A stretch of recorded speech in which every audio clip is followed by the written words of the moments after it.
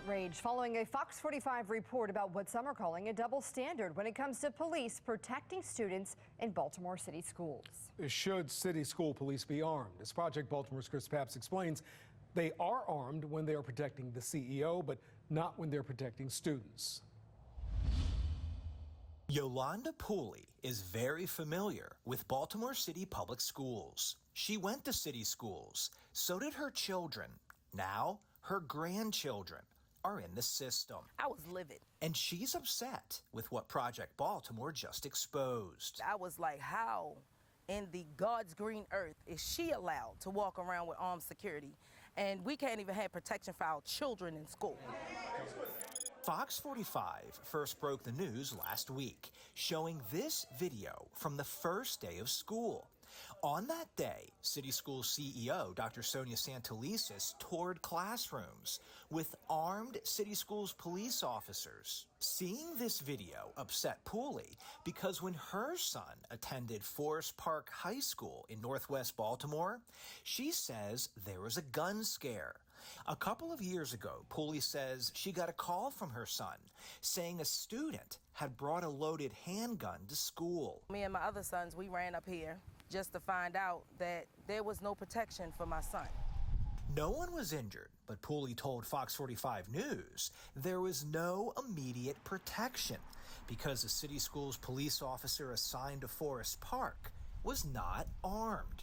According to state law, a Baltimore City Schools police officer whose permanent or temporary assignment is at a school cannot be armed during the school day. The officer must place their gun in a locker. At the end of the school day, the firearm can be retrieved. But the officers with Dr. Santelises on the first day of school were armed because they were not assigned to the schools the CEO was visiting, meaning the CEO gets armed security. Students do not. That's what disturbed me and upset me, and it made me look at things in a different way, like our children are not safe in school. For the past 8 years, a bill has been introduced in Annapolis to allow all city schools police officers to carry their firearms in school. But each year, the bills die. Opponents argue police with loaded guns sends a negative message to Baltimore students. So Project Baltimore wrote an email to the entire Baltimore City delegation in the state Senate and the House of Delegates asking two questions.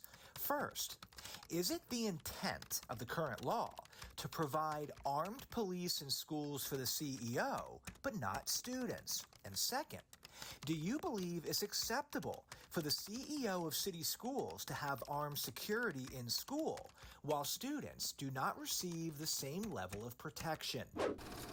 Not one of these senators or delegates responded to our request. Not one regarding an issue of safety for public school students. Did you feel like your son was safe at this school? No. And they offered us no sense of relief, no. I look at it as double standard. I look at it as a loophole that she found a way to get around.